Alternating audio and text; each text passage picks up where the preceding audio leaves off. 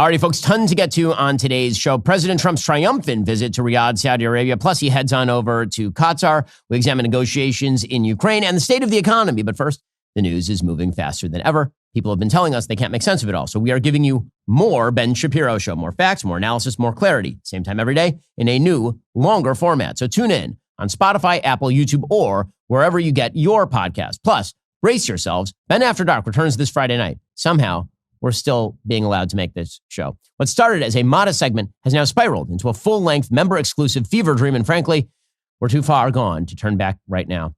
Airing exclusively at Daily Wire Plus, Ben After Dark gives you more of what no one has ever asked for. More unscripted opinions, more pop culture recklessness, more questions from celebrities with questionable judgment, and more segments that walk the fine line between genius and massive HR liability. This week on the show, I confront Ambassador Mike Huckabee with the question no one has dared to ask.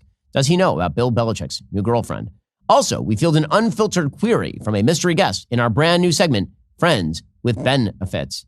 Yes, we have writers for this show. I judge whether America truly has talent, including a singer with a voice so deep, it might be tunneling into the Earth's core. And of course, there's a fresh installment of Ben Destroys, where I metaphorically set fire to the week's dumbest idea and then roast marshmallows in the flames. It's late night, but significantly worse. It's smart, but also stupid. It's the show that proves when you lower expectations far enough, anything can be entertainment. Ben After Dark, Friday night, dailywireplus.com. Only for members. Come for the chaos. Stay because you're too confused to click away.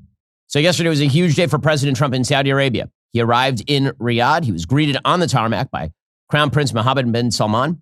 MBS, as he is so called, is obviously a signal figure in the Middle East. He's completely shifted the direction of Saudi Arabia away from sort of a Wahhabi version of Islam that was spreading terror tentacles all over the planet. That's what we all grew up with in the early 2000s and the 1990s, and toward a regime of modernization.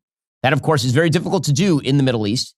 And MBZ, as he's called, requires that credit for that. I mean, the reality is that modernizing the kingdom of Saudi Arabia so as to be more pro-Western, so as to be more modern, it's changed the entire Middle East. It's one of the reasons why President Trump's major accomplishment during his first term, the Abraham Accords, everybody is sort of waiting on tenterhooks for Saudi Arabia to integrate with Israel, because that would sort of be the final sign that Saudi Arabia is now orienting away from radical Wahhabist Islam and towards something that provides a better future for his people. So why exactly does President Trump have such a warm relationship with Saudi in a way that Joe Biden did not? Because if you'll recall, Joe Biden really tried to alienate the Saudis. He came into office ripping on Mohammed bin Salman, ripping on the Kingdom of Saudi Arabia, putting pressure on Saudi Arabia not to fight, for example, the Houthis in Yemen. That did not work out well. Putting pressure on Saudi Arabia with regard to democracy and human rights, while ignoring American interests in the Middle East, trying to make friends with Iran.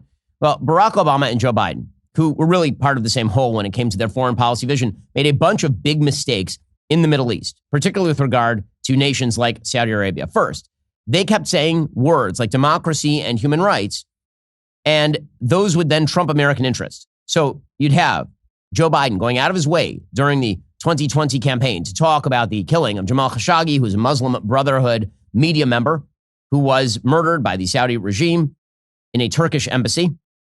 And he made this like a big point of his foreign policy. Well, the reality is the Middle East is a place filled with terrible regimes. The only truly democratic regime in the entire Middle East is Israel. Everybody else is a tyrannical dictatorship. And the question is whether those tyrannical dictatorships are going to move in the direction of the West toward a gradual accommodation with modernity, or whether those tyrannical regimes are just going to oppose the United States wholesale. President Obama and President Biden kept pretending that words like democracy and human rights trumped American interests. That's how you ended up during the Obama era with the Arab Spring, which is the idea that you need, quote unquote, democracy in the Middle East, which was going to fix everything. And it resulted in the Muslim Brotherhood initially in power in Egypt. It resulted in the rise of terror groups all over the region, the complete decay of Libya, for example. It turns out the Arab Spring was actually an Arab winter. And then powerful people took over in these places and had to quash all of these sort of Muslim Brotherhood-led rebellions in a wide variety of these countries. So, well, Barack Obama and Joe Biden preached democracy and human rights. Less democracy and fewer human rights were the result of the Obama-Biden matrix with regard to the Middle East. The second thing that Obama and Biden did was create daylight with our actual allies in the Middle East in favor of our enemies like Iran. So as I say, Joe Biden drew tremendous contrast with Saudi Arabia and also with Israel. Same thing with Barack Obama. Lots of overtures to Iran, lots of sort of pushing our actual allies in the region off into the corner. Third, the Obama-Biden matrix took at face value the idea that in order for any progress on anything to happen in the Middle East, Israel had to make all sorts of concessions to the Palestinians. And President Trump in his first term said that that is not a thing. President Trump in his first term said, hey, look, that issue is unsolvable. The Palestinians don't want peace with the Israelis. And so actually there can be commerce and cooperation outside of that particular issue. And that is still something that President Trump deeply believes.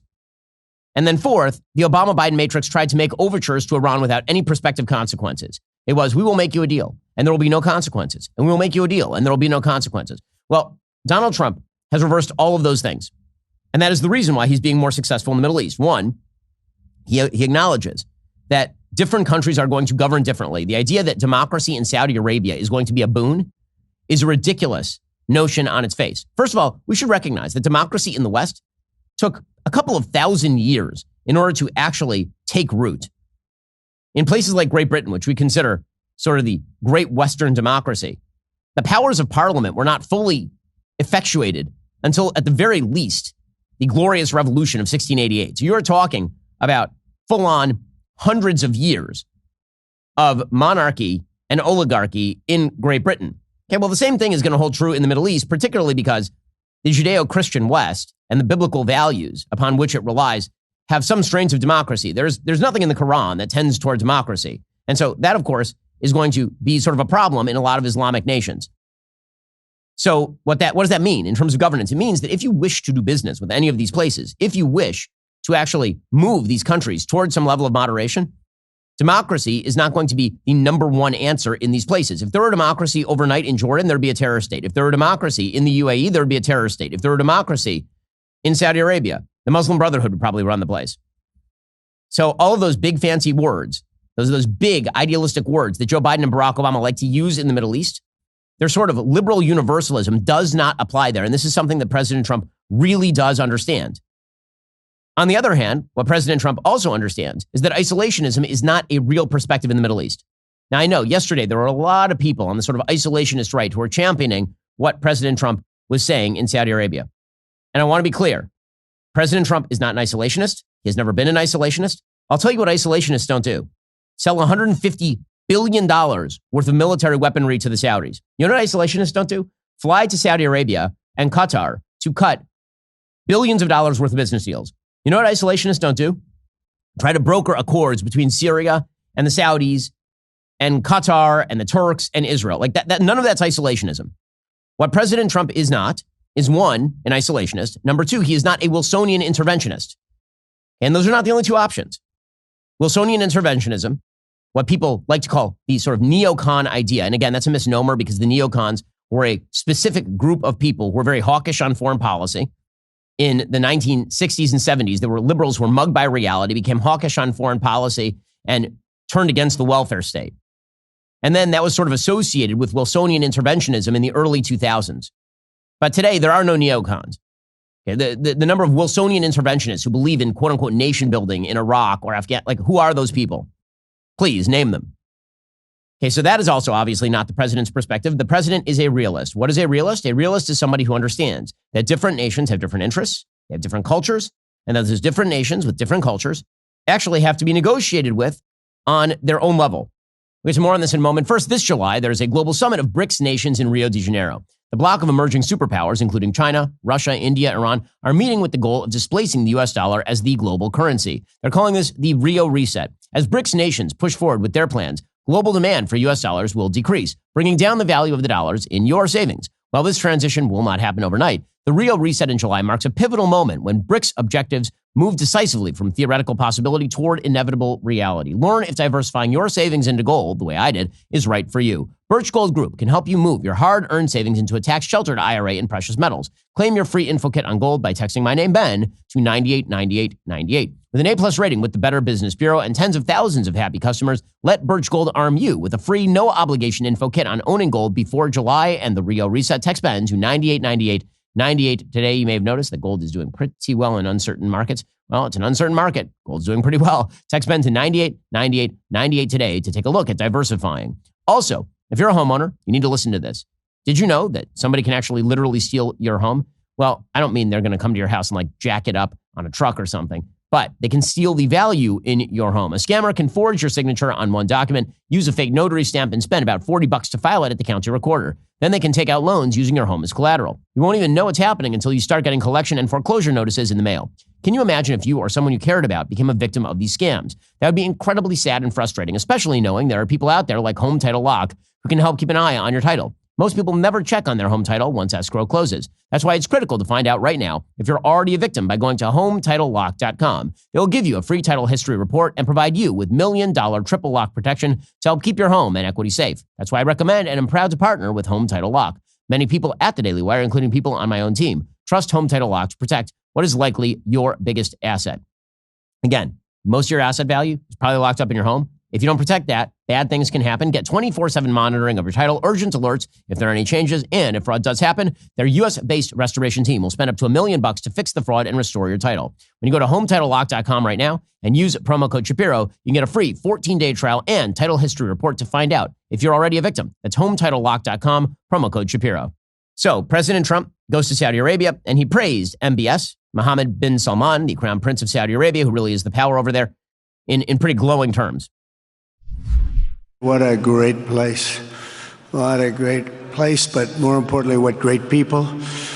I want to thank His Royal Highness, the Crown Prince, for that incredible introduction. He's an incredible man. Known him a long time now. There's nobody like him. Thank you very much. Appreciate it very much, my friend. And we have great partners in the world, but we have none stronger and nobody like the gentleman that's right before me. He's your greatest representative. Greatest representative. Okay, so again, that sort of praise, not rare. President Trump likes to butter up the people with whom he is making deals. This, of course, is true for pretty much everybody. But he does have a warm relationship with Mohammed bin Salman, specifically because he believes that Mohammed bin Salman is driven by commerce rather than being driven by Wahhabist ideology. Okay, then President Trump started speaking in sort of broad terms about his vision for the Middle East. And here's where some of the isolationists on the right were chanting triumphant slogans yesterday. That's not what he's saying. I'll explain in a moment. Here's President Trump in sort of the core of the speech. This great transformation has not come from Western interventionists or flying people in beautiful planes giving you lectures on how to live and how to govern your own affairs. No, the gleaming marvels of Riyadh and Abu Dhabi were not created by the so-called nation builders, neocons, or liberal nonprofits. Instead, the birth of a modern Middle East has been brought by the people of the region themselves, the people that are right here, the people that have lived here all their lives. In the end, the so-called nation builders wrecked far more nations than they built, and the interventionists were intervening in complex societies that they did not even understand themselves. Okay, so he's saying a few different things here.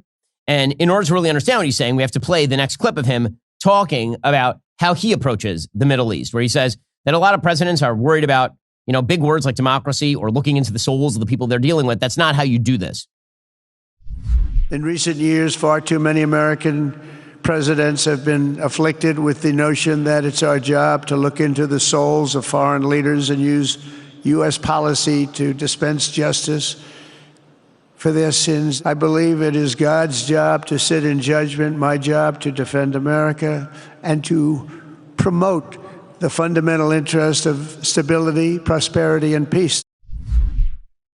Now, again, what he's saying there is the sort of Wilsonian interventionism, right? Big words like democracy, human rights. Sure, that stuff matters, but it's his job as president of the United States to preserve America's interests. So what does that mean? Well, he's mixing up a few things here in this part of the speech. One, he's suggesting, interventionism is bad, nation building is bad. Let's be clear.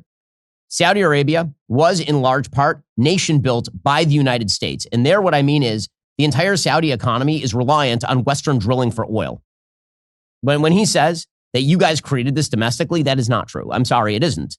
The flattery is fine, but the idea that the Saudis, on their own, without Western involvement, in their economy particularly, would be sitting on trillions of dollars in wealth, it's not true.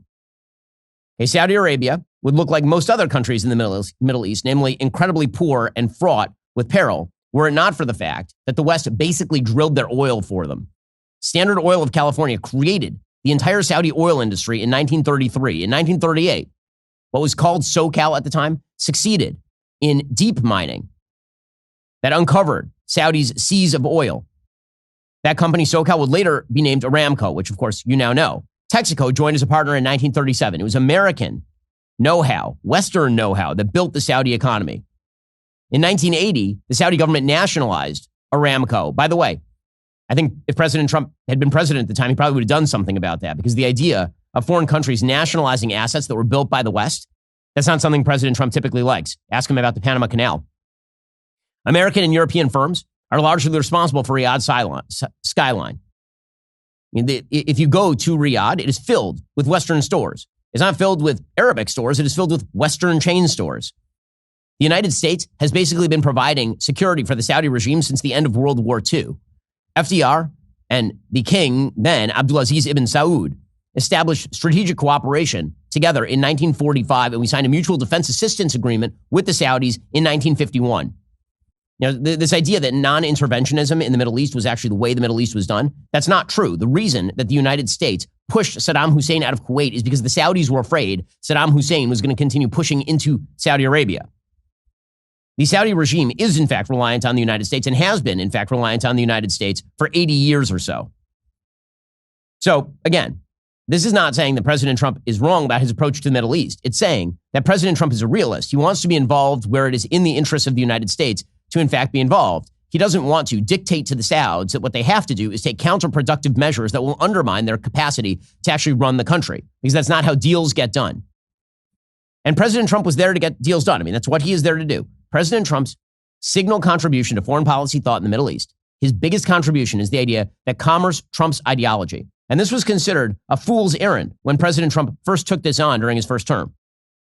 The kind of basic idea was that no matter what commerce you offer to various nations, that commerce will never trump the ideology. And President Trump basically said, no, the commerce can, in fact, trump the ideology. Now, in order for that to happen, there have to be strings attached. And here is where things get a little bit complicated for what President Trump was doing in Saudi Arabia yesterday. He gave them an enormous number of benefits. The Saudis are spending an enormous amount of money in the United States, or pledging to do so. We'll get into how much they're actually spending in the United States in a moment. The question is whether enough strings are attached, because just giving the Saudis, or the Syrians, as we'll see, benefits from the United States without strings attached in the hope that they will, through their own goodwill, then do something nice and integrate further into the world system, that seems to me a mistake. You have to make this stuff conditional on them doing something that we want them to do. Now, I understand there are many things that the United States is getting here, including, for example, a bunch of Saudi oil money that is going to pour into the American economy. To be realistic, however, that Saudi oil money was already pouring into the American economies. That is a reality. Many of the firms that were there negotiating with the Saudis while President Trump was there were already in deals with the Saudi Arabian government. However, President Trump did say yesterday that there was going to be a $600 billion deal with the Saudi. According to the New York Times, the White House on Tuesday said that President Trump, while in Saudi, had secured $600 billion in deals with the Saudi government and firms. But the details the White House provided are still vague. They totaled less than half that number. Many of the projects were already in the works before President Trump took office. As I say, the Saudis are not shy on the spending on American companies and American product. They own enormous amounts of American companies and American product already. President Trump mentioned, of course, that the biggest deal would be a $142 billion agreement to provide the Kingdom of Saudi Arabia with state-of-the-art warfighting equipment and services from over a dozen American defense industry companies. Presumably, Saudi wants that, mainly to fend off the threat of Iran in their north. Here's President Trump announcing this yesterday. In addition to purchases of $142 billion of American-made military equipment by our great Saudi partners, the largest ever, this week there are multi-billion-dollar commercial deals with Amazon, Oracle, AMD. They're all here. Uber, Qualcomm, Johnson & Johnson, and many, many more. Again, all that's great. All that is terrific. You want the Saudis to invest. I mean, you want more money in America, obviously. So that is a very good thing. And President Trump, again, is tying all of this to an overall vision of the Middle East in which commerce dominates rather than chaos. Here is President Trump talking about it being time for commerce rather than chaos. Now, again, if I have one ask of the Trump administration, it's that when this stuff is actually effectuated, there should be pressure on the Saudi royal government to actually engage in things like the Abraham Accords, because otherwise, what you could see, and this is the big danger in doing business with dictatorships, what you could see is something akin to what China has done, which is make bank on capitalism while still opposing the agenda of the United States. So attaching strings is actually quite a good thing. We'll see the same sort of attitude prevail when it comes to Syria in President Trump's Saudi visit. But here is President Trump's overall vision for the region, which of course is correct, that it's time for commerce.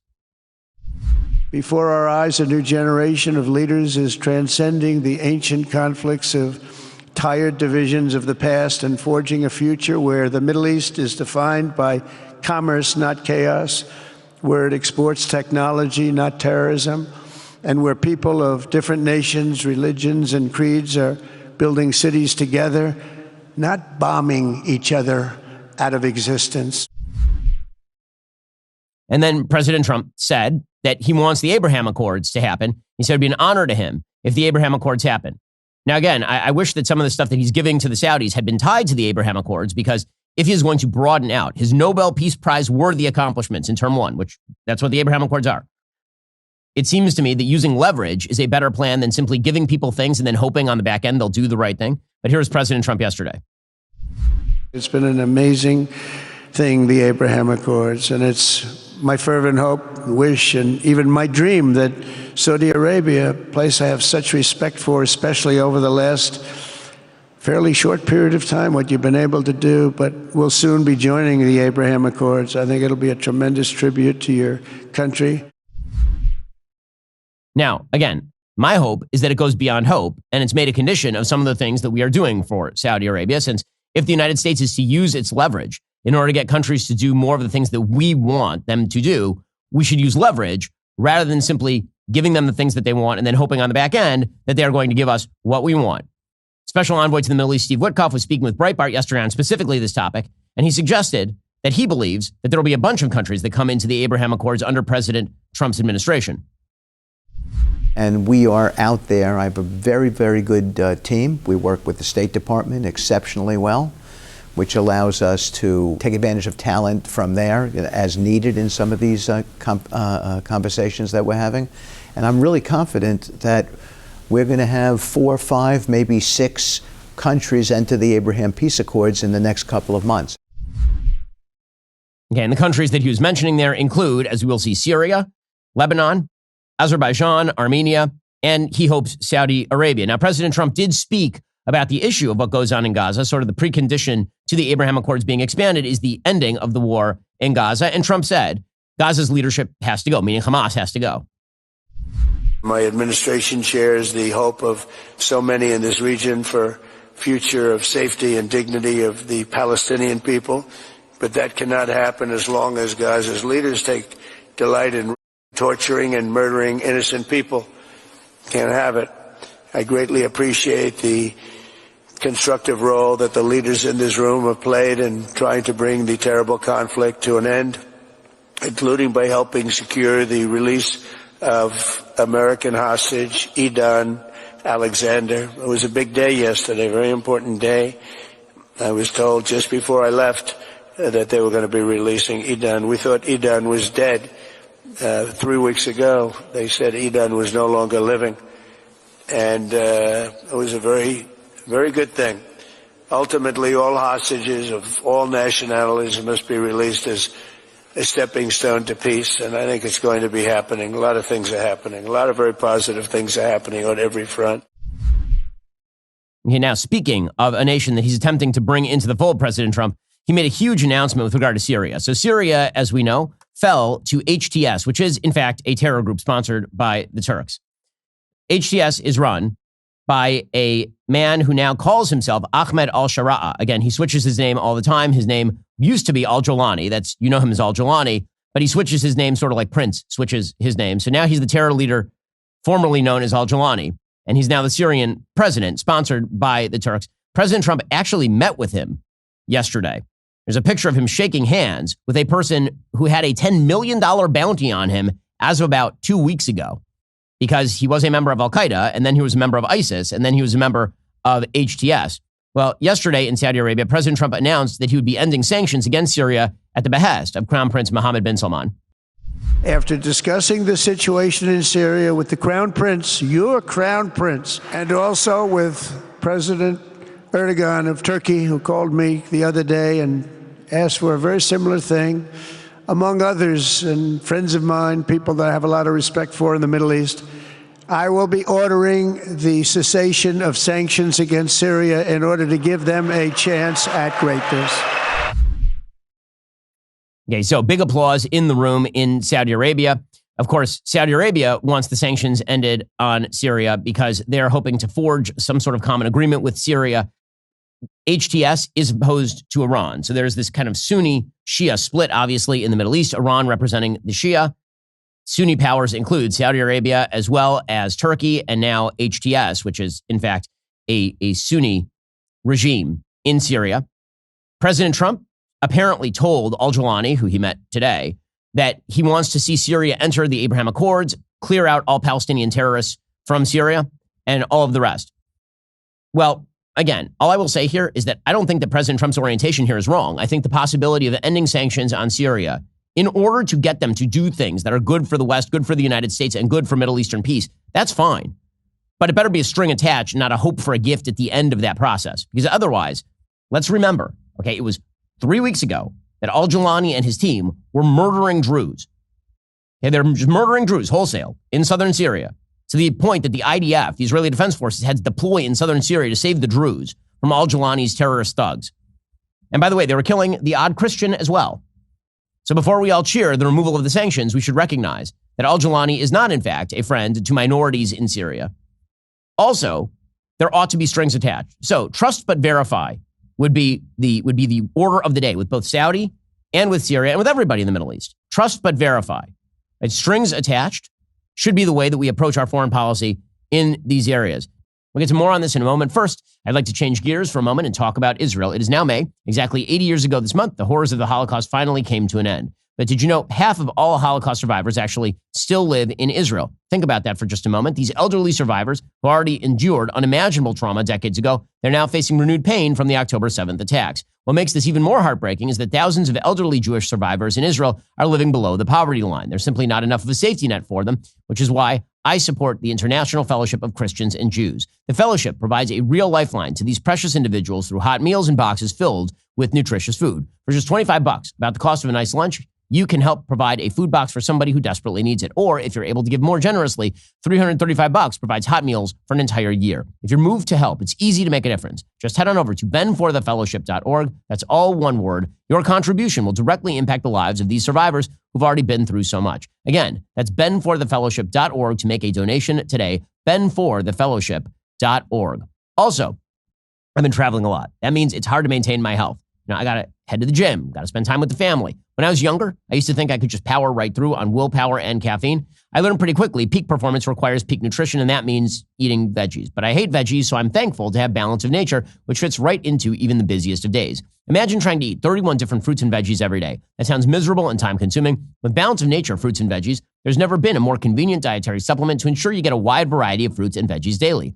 Balance of Nature takes fruits and veggies, they freeze-dry them, they turn them into a powder, and then they stuff them into a capsule. You take your fruit and veggie capsules every day, your body knows precisely what to do with them. It's kosher, which means I can pop it right into that protein smoothie and keep the gun show going strong. Go to balanceofnature.com, use promo code Shapiro for 35% off your first order as a preferred customer. Plus, get a free bottle of fiber and spice. That's balanceofnature.com, promo code Shapiro. Again, balanceofnature.com, promo code Shapiro, and get 35% off your first order as a preferred customer and that free bottle of fiber and spice. Check them out right now, balanceofnature.com, promo code Shapiro.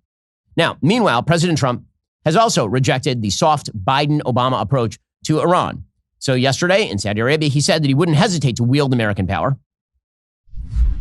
I will never hesitate to wield American power if it's necessary to defend the United States or to help defend our allies. If you threaten America or our partners, however, then you'll be faced with overwhelming strength and devastating force. We have things that you don't even know about. And so then he slammed Iran and he said, listen, the choice is for Iran to make. He said he slammed Iran. He said they're a terror-spreading entity. Saudi, of course, agrees with this. So this is a popular perspective in Saudi Arabia.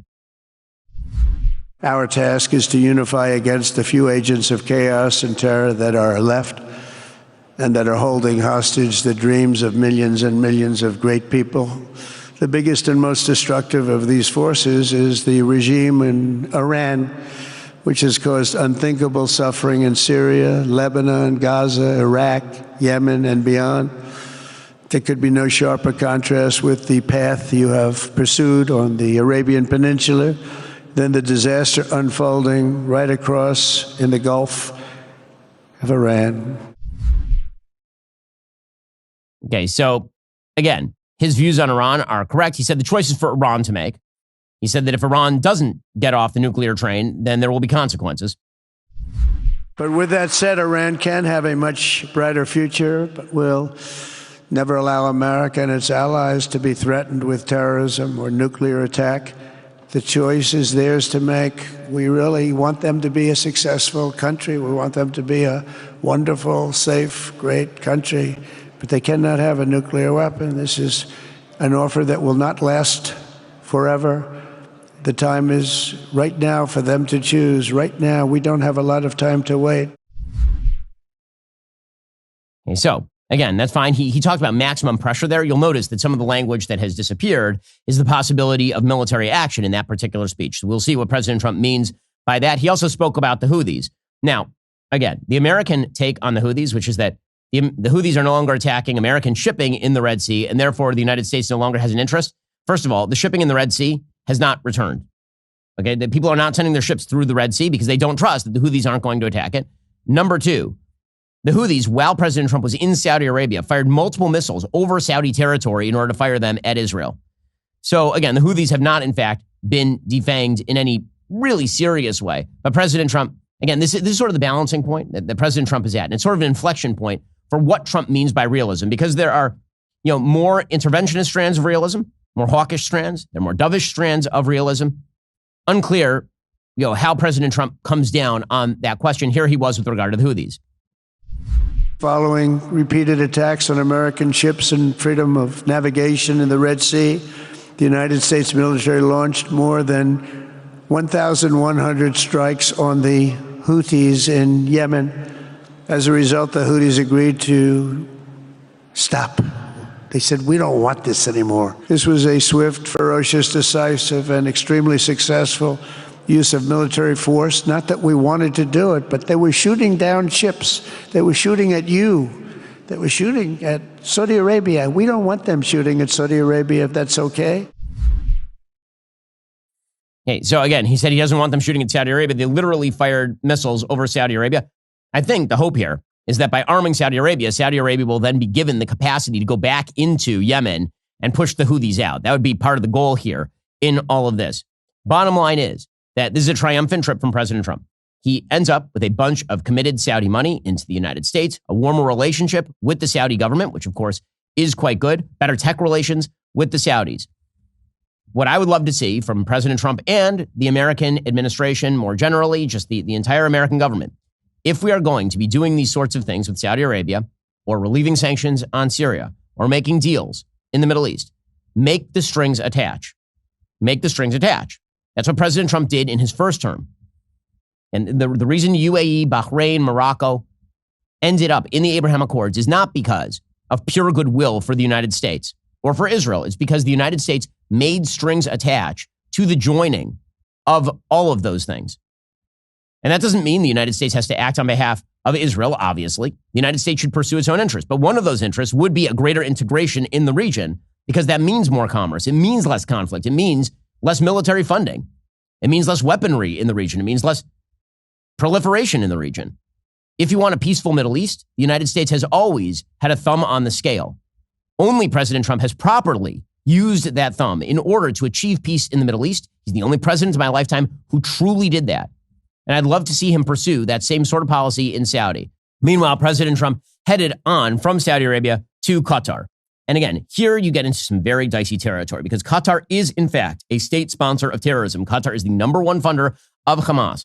The dirty little secret about the release of Idan Alexander, which was done at the behest of the Qataris. is that if the Qataris wanted all hostages released, they could make that happen. The thing the United States should have done under Joe Biden and should still do under President Trump is not engage in this warm, cozy relationship with the Qataris. What the United States should say is all hostages out, Hamas gone, or the airbase goes away. The United States used to have its major Middle Eastern airbase in Saudi Arabia. The United States could do that again. The Qataris have basically used the giant airbase that they pay for in Qatar as a way of getting the United States to treat their support for terrorism, for anti-American hatred via Al Jazeera and the Muslim Brotherhood with a wink and a nod. The Qataris play both sides.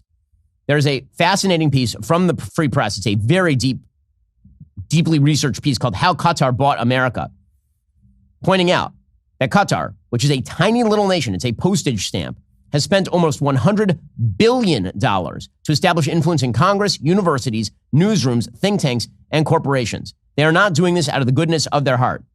And they've honeycombed both parties with their cash. They've just slathered their cash over people in both parties.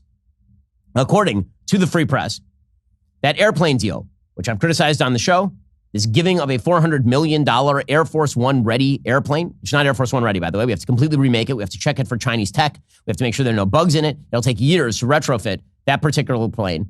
And then it will be in use for a fairly short period of time before it is given to the Trump Presidential Library, where presumably President Trump, I know he says he's not going to fly around on it. It's not going to sit there. Okay? It isn't. According to the Free Press, the airplane deal was signed off on by Attorney General Pam Bondi.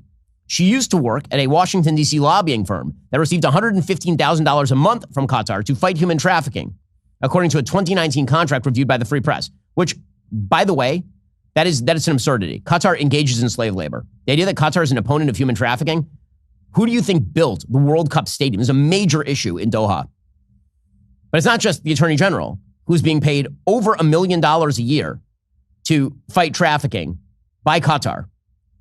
President Trump's chief of staff, Susie Wiles, led a lobbying firm called Mercury Public Affairs when it was representing Qatar's embassy in Washington. The FBI director, Kash Patel, worked as a consultant for Qatar, though he didn't register as a foreign agent. We've already talked about Steve Witkoff, the special envoy to the Middle East, who has nothing but warm words for the Qataris, and so he should, because in 2023, they bailed him out of a crappy real estate deal by buying out Park Lane Hotel for $623 million. Meanwhile, as I've mentioned, the Trump organization is planning a luxury golf resort near Doha in partnership with a Qatari government-backed company.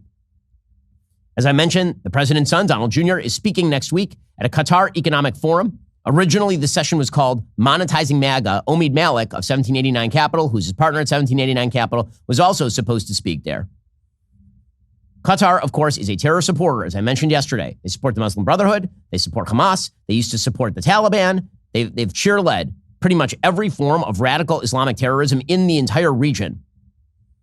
So where did they spend the money? They spend the money everywhere. If you don't like what Qatar is doing in American universities, and they are literally the number one spender at American universities, why? You tell me. Why is a tiny little Middle Eastern dictatorship that is rich in oil expending tens of billions of dollars on American college campuses? Explain. The only reason is for propaganda purposes and to infiltrate these universities and put their messages out there.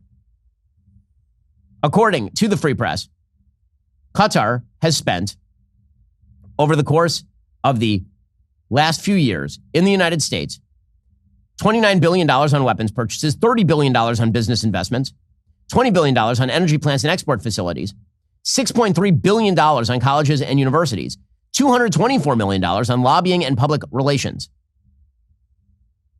The influence built by Qatar in the United States, as the Free Press, has no modern parallel.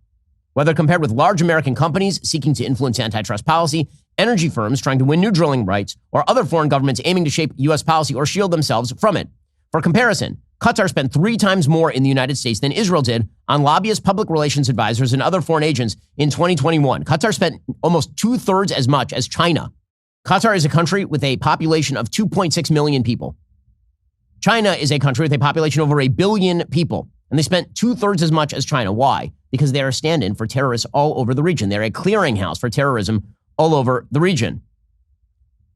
Qatar's not doing this for free.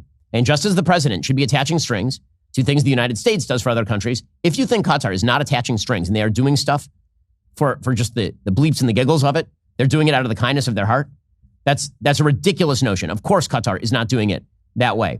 By the way, you know who knows that? Other Arab states. In 2017, according to the Free Press, Saudi Arabia, the UAE, and other Arab states launched a formal economic siege of Qatar, accusing the country of supporting terrorism and extremism and threatening the stability of their own regimes. They demanded that Doha end its support for the Muslim Brotherhood and Al Jazeera. The Al Thani family, which runs Qatar, saw the siege as an existential threat to their rule. The operation included attempts to sever Doha's external sea and air routes. There were rumblings of a Saudi cross-border ground invasion. Qatari nationals worried about food shortages, necessitating emergency supplies from Iran at one point. So what did the Al Thanis do? They started spraying the cash everywhere. The U.S. government found that in 2021 alone, Qatar employed 35 registered lobbyists and public relations firm at a total cost of more than $51 million. In comparison, the total expenditures for the UAE were $35 million, for Saudi, $25 million. So the Free Press sifted through every single filing it could find since 2017 by lobbyists and public relations firms. Qatar has spent $225 million since then. And that's just part of the picture. Because according to lawyers, governments are not required to tell the DOJ how much they spend on things like think tanks or hosting U.S. political and congressional delegations. In 2018, the Wall Street Journal reported that Qatar targeted a list of 250 people close to Trump aimed at, quote, getting into his head as much as possible, in the words of a lobbyist involved in the effort. And let's be clear, President Trump is very, very warm toward Qatar these days, for sure. Here is President Trump just yesterday. He refuses to give up on this idea of the Qataris giving them $400 million. And okay, they say that he's giving it to the Air Force. If it goes to your presidential library after, and that's a condition of the transfer of the jet, yes, it has something to do with you. It's not just a magical gift to the DOD. Some people say, oh, you shouldn't accept gifts for the country. My attitude is, why wouldn't I accept a gift? We're giving to everybody else. Why wouldn't I accept a gift? Because it's going to be a couple of years, I think, before the Boeings are finished. And they'll be wonderful when they're finished. Okay, so the answer is you wouldn't accept a gift if it is a Trojan horse and inside of it are enemy soldiers. And that is what Qatar is doing with all of its money. That's what it is doing. Great example of how Qatar pays people off, according to the Free Press. Over the past decade, there's a man named Elliot Broidy. He used to be the finance chair of the Republican National Committee. Broidy used his connections to try to expose Qatar. He helped pay for conferences at think tanks like Hudson Institute and Foundation for Defense of Democracies. And he solicited anti-Qatar opinion articles from American diplomats and scholars. In 2018, he accused Qatar of engineering a computer hack of his devices. So Broidy spent a bunch of money targeting Qatar, and then he went completely quiet. After secret talks in Qatar and Europe that included Broidy and senior aides to Qatar's ruling Al Thani family, he agreed last year to a settlement that paid him more than $150 million, according to people intimately familiar with the deal. He agreed to abandon his legal fight and any funding of efforts aimed at tarnishing Qatar. This sort of stuff apparently is very common. Actually, the Free Press name checks Lindsey Graham as a person who may be associated with Qatar. His perspective on Qatar shifted. So, for example, he had ripped into radical Islam for a long time, but in December 2023, a couple months after Hamas invaded Israel, he showed nothing but admiration and respect to Qatar. So the Free Press says, back in 2018, when Graham was known more for his vigorous support of the Iraq War and friendship with John McCain, Qatar began investing hundreds of millions of dollars into Graham's home state of South Carolina, including via Boeing. Graham and South Carolina Governor Henry McMaster met with leaders of Qatar's sovereign wealth fund to discuss additional investments in the state. Charleston and Doha became sister cities. Qatar's embassy donated $100,000 to Charleston for COVID aid relief. Qatar, by the way, says it has invested more than $21 billion in Texas and $8 billion along the Gulf Coast. On the day of the 2023 Hamas attack, Graham took a phone call from Andrew King, a former deputy chief of staff to Graham, whose firm earns $50,000 a month as a lobbyist for Qatar's embassy in Washington. And then they met 7 more times by the end of December. Al Jazeera is a massive influence campaign that is run by Qatar. And they pay an enormous number of big-name people in the United States in order to push their propaganda. Those people include, for example, apparently, Ali Velshi. In May 2024, Ali Velshi interviewed America's ambassador to Qatar, Timmy Davis, at the Global Security Forum, co-hosted by the Qatari government and the Soufan Center, a global research and events organization headed by a former FBI counterterrorism expert, Ali Soufan. Velshi, who used to be at Al Jazeera America, told the room of journalists, diplomats, and policy professionals, quote, I would argue everybody in this room understands the role Qatar is trying to play and is playing in this very serious issue we've got in the Middle East right now. The Global Security Forum paid for Velshi's travel and hotel costs. Again, this sort of stuff is really, when I said skeezy earlier this week, this sort of stuff is more than skeezy. Qatar is doing this sort of stuff because they want influence. That is why Qatar has funded universities and colleges in the United States to the tune of $6.3 billion, the highest number for any nation, not close. You think they're doing this out of the goodness of their heart? They're a terror-supporting country, obviously.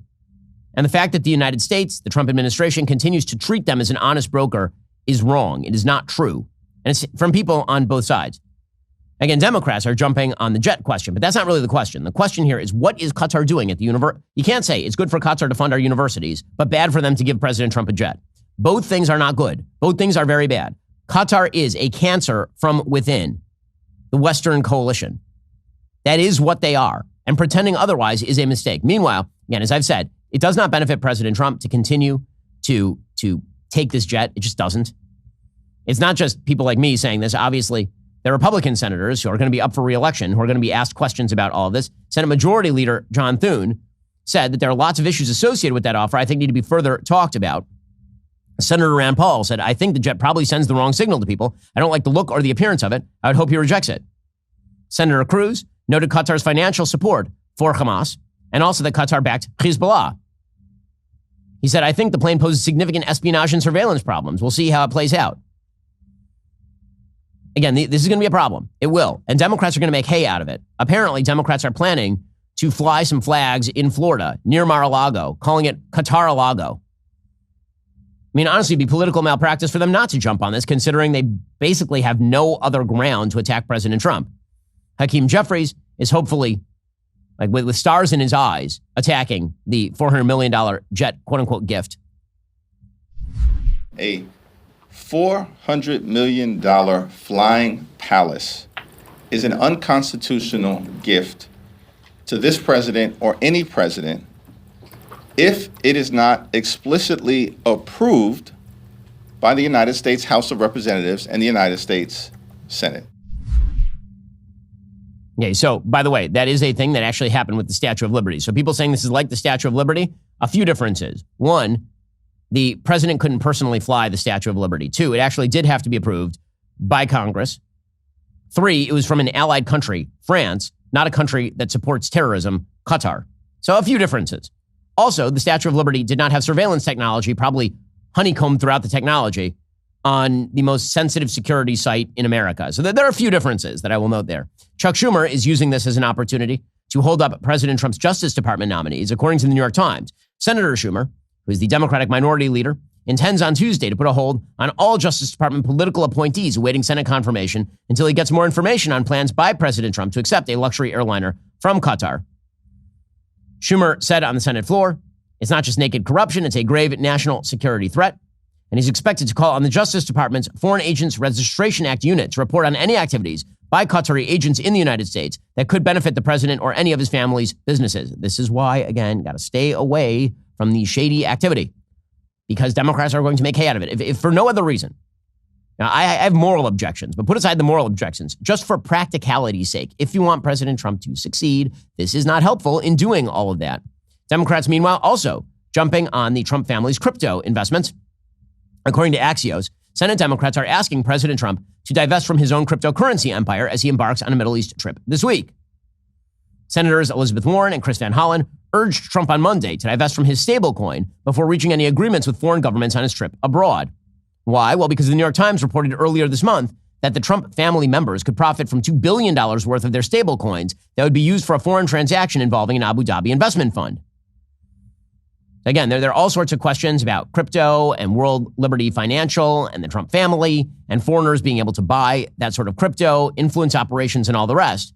Democrats are going to make hay out of this because, again, it would be political malpractice for them not to do so. Okay, meanwhile, in other news from the Middle East, yesterday it appeared that Israel killed Yahya Sinwar's brother. Sinwar, of course, was the leader of Hamas. After Israel assassinated Yahya Sinwar, they apparently took out Mohammed Sinwar, who is the new leader of Hamas. It was all running in the family. According to the Wall Street Journal, they launched a strike.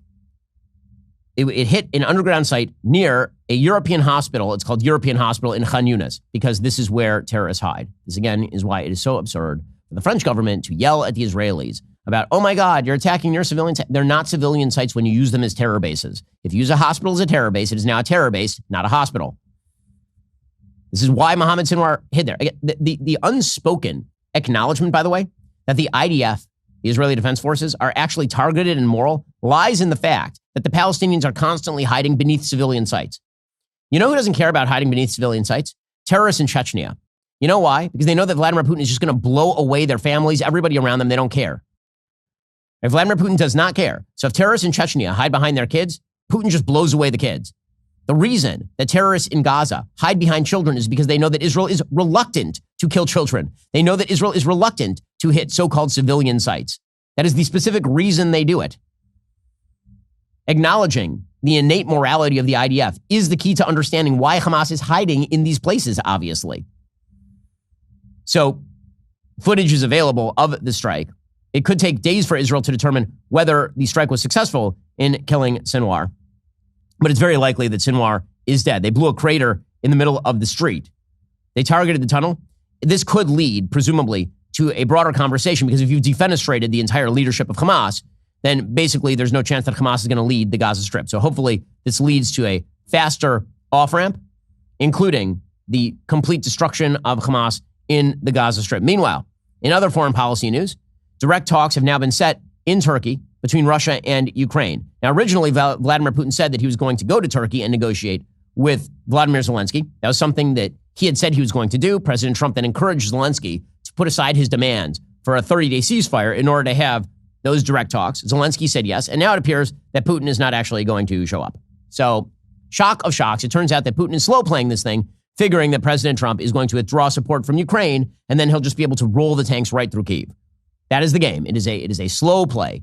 And again, this is something the Trump administration needs to watch out for because there are a few different things that help America's enemies.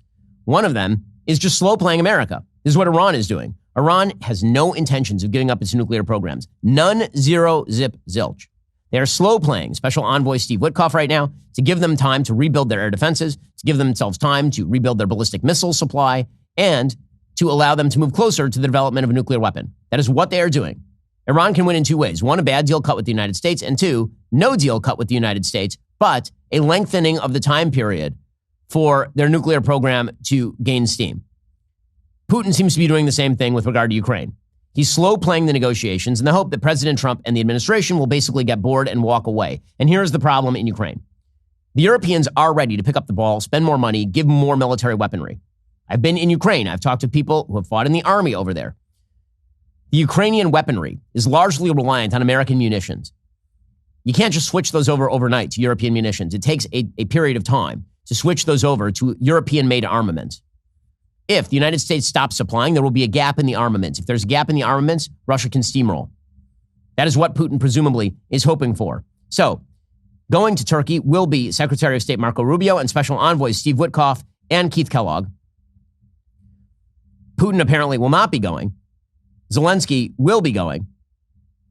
So again, Putin had offered direct negotiations between Russian and Ukrainian delegations in Turkey for Thursday. He made the move, even though Russian pundits have been pushing a narrative for weeks that talks with Kiev are not possible because of Zelensky's supposed lack of legitimacy.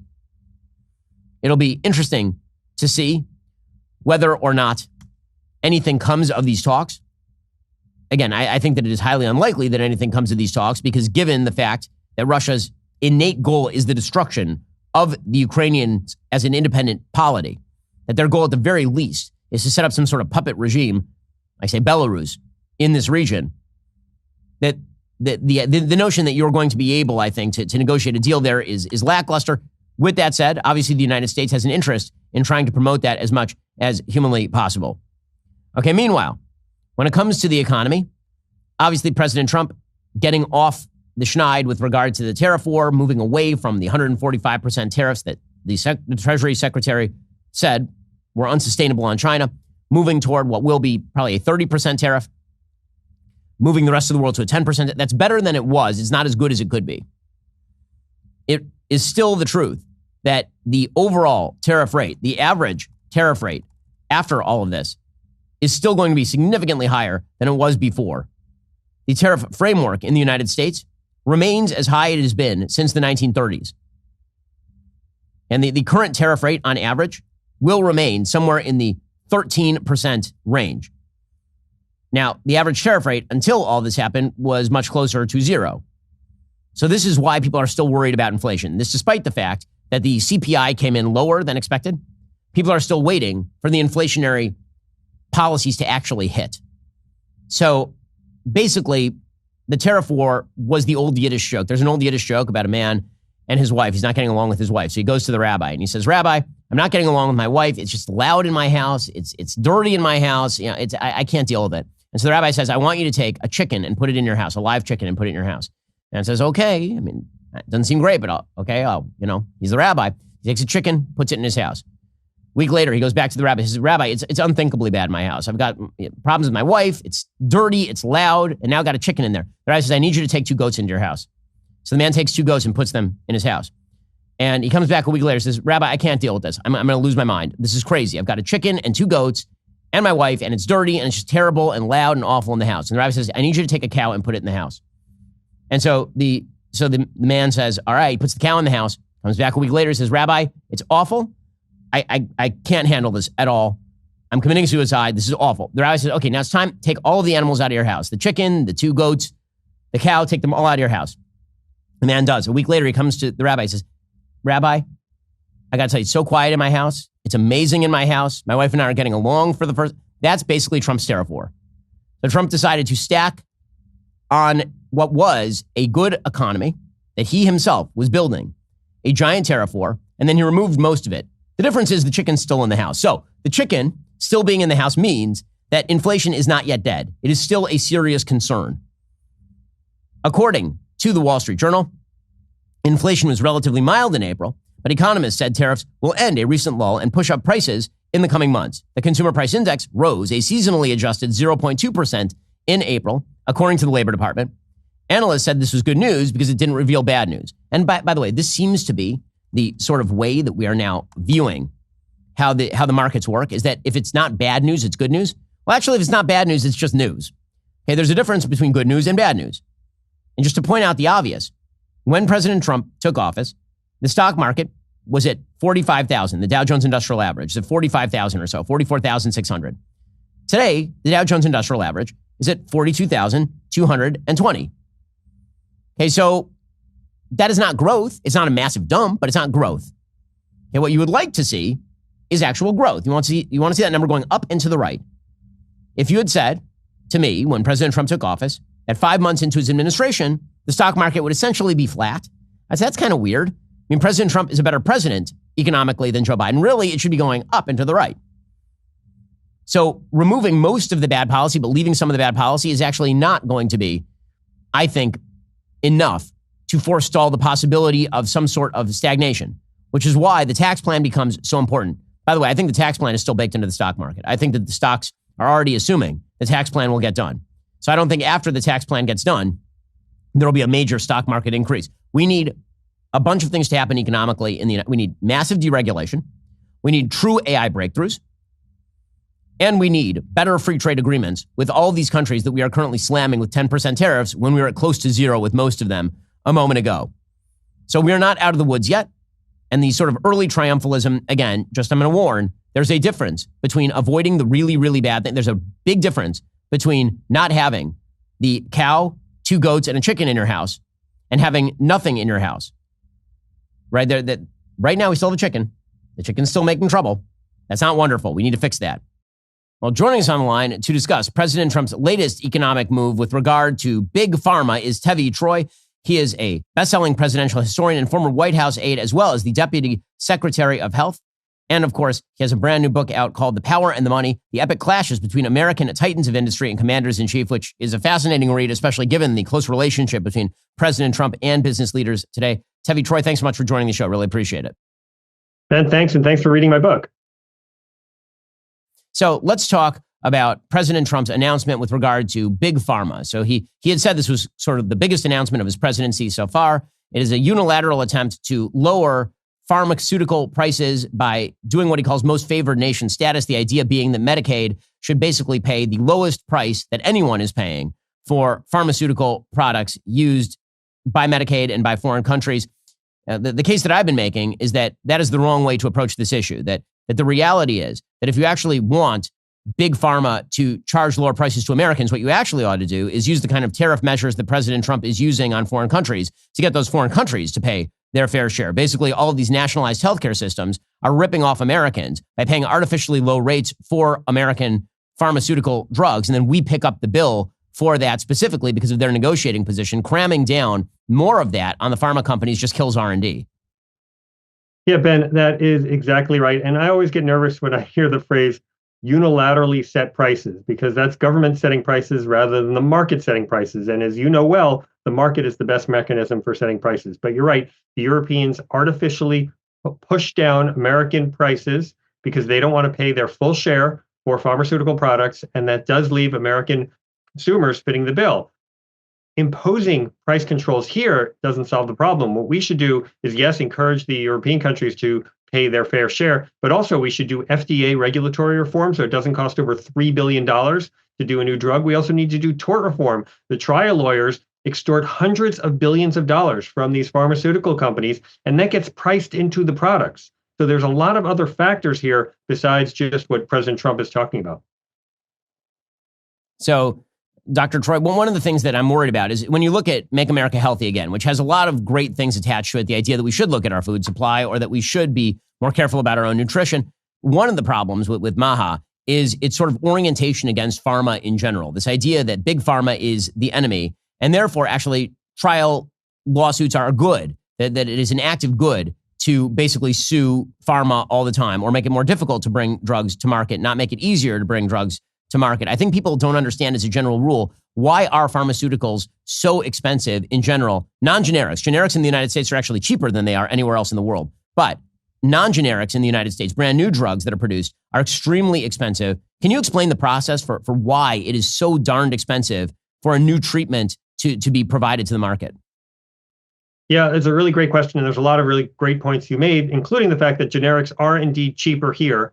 It is incredibly expensive to bring products to market. The FDA has very rigorous testing, but also a huge skepticism towards the pharma industry, which makes it hard to get products through. The trial lawyers then sue the pants off these companies. And this is part of a 30-plus year war that I talk about in Commentary Magazine, where the trial lawyers and Hollywood and the Democratic Party, and now unfortunately the Republican Party, are constantly demonizing big pharma, imposing new restrictions on them, doing no lawsuits on them, making them the bad guys in all the movies. And that makes them unpopular. It makes their products more expensive. And it also makes it less likely that young, smart Americans are going to go into the pharmaceutical industry and innovate and create great new products. I think one of the things people need to keep in mind is that it costs billions of dollars to successfully bring a drug to market. That is not counting the hundreds of billions of dollars that are spent on drugs that never make it to market.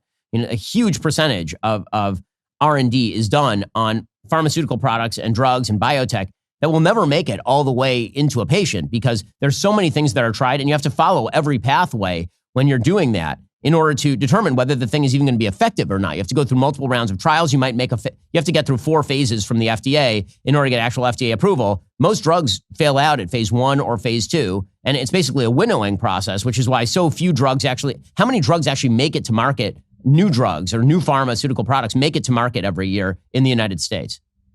The best year we've ever had was the FDA approving about 50 products in 1 year. Usually it's closer to about 30 products in a year. And just think about all the companies and all the potential products and all the potential sicknesses and illnesses that can be treated. So it's very hard. It is a huge winnowing process. And also this gets into your expertise, Ben, about Hollywood and the culture. It creates this blockbuster effect where you don't want to do a single or a double. Every drug has to be a home run in order to justify the massive costs. So that's why every drug they put out is the equivalent of a Marvel movie. And if you do have a small disease called an orphan disease, the drug companies barely even bother to make products for those types of illnesses. And the other thing that people ought to keep in mind is that the original price of these pharmaceuticals when they're brought onto market is really, really high. But the whole point is that over time, as they move toward generic status, the price decreases. There's competition because the price is so high to undercut the people who did the R&D by bringing in competitive drugs that might be changed in a way that doesn't infringe on the patent. And then how long is the patent period for brand new drugs in the United States? I think it's about 15 years, but that counts once you declare the patent, and it doesn't count all the FDA testing. So there's a whole bunch of things that are happening while your patent clock is ticking. And once that clock ticks down, then, as you say, the generic is out there on the market and undercutting you on price. And I'm for generics. I think we should have generics after the patent window expires, but it does make it put a lot of pressure on the pharmaceutical companies to get as much to recoup their investment in the period in which they have the patent still in effect. So we're speaking with Dr. Tevi Troy, Senior Fellow at Bipartisan Policy Center and the former Deputy Secretary of Health. So how effective is President Trump's EO actually going to be? Presumably it would take some congressional action to actually effectuate something like this. Can Medicaid, just because the president says so, start using MFN status? And also, what will be the result for patients? Because I would assume that many pharma companies, if they are forced to deliver these drugs at below market prices to Medicaid, are just going to stop delivering the drugs in the same way that many doctors no longer take Medicaid if the reimbursement rates are too low. Yeah, that's exactly right. We are going to see less innovation, fewer products making it to market, maybe fewer markets, or maybe fewer products being available in America. That's what happened in Europe. Europe, because of their price controls, yes, there are lower prices, but they have fewer products available and they have a much less robust biotechnology sector. So there are advantages to our more free market way of pricing, even though the prices are higher here. I do fear that President Trump's executive order is more just a statement than something that actually will change prices. And you would need congressional action. But look, Biden did congressional action in terms of the Inflation Reduction Act, horribly named legislation, but also horrible legislation. And they're trying to impose price controls in Medicare. And so yes, he did it through Congress, but it's still bad policy. Well, that is Dr. Tevi Troy. You can check out his brand new book, The Power and the Money, The Epic Clashes Between American Titans of Industry and Commanders-in-Chief. That's available right now. Dr. Troy, really appreciate it. Thanks for having me. Meanwhile, in the other big news, that again, it's amazing this is news, but Jake Tapper and Alex Thompson from Axios have a brand new book called Original Sin. I plan on having Jake on the show to talk about it. This book reveals everything that we all knew. And so I understand the upset and the dyspepsia and the heartburn and all the rest, the indigestion that many of us on the right have toward the existence of a book like this, because we all knew, everybody knew in 2020 that Joe Biden was feeble mentally, that he was ailing already. And so this idea that, oh my gosh, we were bamboozled. Okay, but to be fair to the authors, I'm doing my best here. To be fair to the authors, I will say that there's a difference between generically knowing there's a problem with the president of the United States and the stories in this book, which are astonishingly bad, truly, truly bad. Now, should the media have been more skeptical of the administration? Absolutely. Absolutely. And I would bet that Jake Tapper and Alex Thompson would admit as much, that they themselves should have been more skeptical of the White House's claims with regard to the health of the president of the United States. Again, giving everybody the benefit of the doubt. But the stories here are really, really amazing. Apparently, according to the book, Biden's aides were so concerned by his perceived decline, they started scrambling for ideas. Apparently, his spine was in particular decline. He couldn't basically walk. So aides discussed the possibility of putting him in a wheelchair after the election. They knew that they couldn't do it before the election. They thought, maybe if he wins, we'll put him in a wheelchair. And there are a bunch of other revelations in this new book, Original Sin. First, Biden's top aides tried to hide him from their own staff. They didn't want it getting out that Joe Biden was as bad as he was. One person identified by Tapper and Thompson as a senior aide who quit the White House, according to Mediaite, told the authors, quote, "We attempted to shield him from his own staff, so many people didn't realize the extent of the decline beginning in 2023. Now, again, we all knew. With that said, I still think that most people were at least a little shocked by the extent of the fact that his brain was gone in that debate with President Trump, which is why he had to drop out of the race. The unnamed aide said, "I love Joe Biden. When it comes to decency, there are few in politics like him still. It was a disservice to the country and to the family and to the party for his family and advisors to allow him to run again." Now, the dirty secret behind all of this, obviously, is that the Democratic Party did not want, for any reason whatsoever, to leave Kamala Harris as the nominee. That is the actual, real, buried story lead. That's the buried lead here. The reason that you prop up a dead person is because you know the person who's behind the dead person is even worse than the dead guy. The reason you pop El Cid on that horse is because he ain't got nobody else out there. And that is the dirty secret. Everyone knew Kamala Harris was a terrible candidate and that she was a joke, which of course she ended up being. David Plouffe was a top Kamala Harris campaign advisor. He said, we got so screwed by Biden as a party. He said the truncated campaign was an effing nightmare. And he said, it's all Biden. He totally effed us. But that's not true. If that campaign had lasted longer, it would have been worse for Kamala Harris, not better. It was only the extreme brevity of the campaign that gave her a shot. If the campaign had been 2 weeks long, she might be president. Because in those first 2 weeks, you remember the vibes? Remember the vibe shift? You remember how brat Kamala Harris was? And the question was, would she ever come down to earth? And the answer was absolutely. Like a freaking stone, she came down to earth. At the beginning, it was like, oh, she's a hot air balloon. And then it turns out there was no air in the balloon. And that wasn't her descending. It was just her falling, plummeting like Wile E. Coyote. Basically, her campaign was Wile E. Coyote over the edge of the cliff. You know, before he looks down at the beginning, he's kind of like, and you're like, wow, maybe Wile E. Coyote can fly. And then he looks down and that was her campaign. And they all knew it, which is why they propped up the dead guy. According to the book, Barack Obama had to rescue Joe Biden numerous times during that star-studded fundraiser. This one is amazing. Now, we all know this. We played the tape. You remember there was this star-studded fundraiser, June 15th, 2024. That was the one where Biden froze on stage. And then we were told it was a cheap fake. That's what the White House said. It was a cheap fake. Joe Biden had to be guided off stage like Barack Obama was working for visiting angels. And that's what it looked like in the video. And the entire media pretended it was a cheap fake. But apparently that wasn't the only time that night. According to the book, at one point, in a small group of a few dozen top donors, Biden began speaking barely audibly and trailed off incoherently. Obama had to jump in and preside. At other moments during photos, Obama would hop in and finish sentences for him. Another revelation from the book, and this one, I kind of love this one because it is both Joe Biden being senile and gone and George Clooney being the arrogant jackass that he is. Apparently, George Clooney attended an earlier June fundraiser, and an assisting aide told Biden, you know, George. And Biden said, yeah, thank you for being here. And Clooney said, hi, Mr. President. And the president said, how are you? And Clooney said, how was your trip? And the president said, it was fine. It seemed clear the president had not recognized Clooney. It was not okay, recalled a Hollywood VIP who witnessed the moment. That thing, the moment where you recognize someone you know, especially a famous person who's doing a fundraiser for you, it was delayed. It was uncomfortable. George Clooney, the aide clarified for the president. Oh, yeah. Hi, George, said Biden. Clooney was shaken to the core. The president had not recognized him. So first of all, I love the arrogance of being like, he didn't recognize me. I'm George Clooney. I'm George. I was on ER. I haven't made a good movie in 20. I was on ER. So I love that. But also, yeah, Joe Biden was completely senile. So yeah, everything you thought was true. The scandal that the media brought upon itself by covering up Joe Biden's health, I'm not sure they're ever going to heal from it. I think it completely destroyed the media, probably for all time, the legacy media.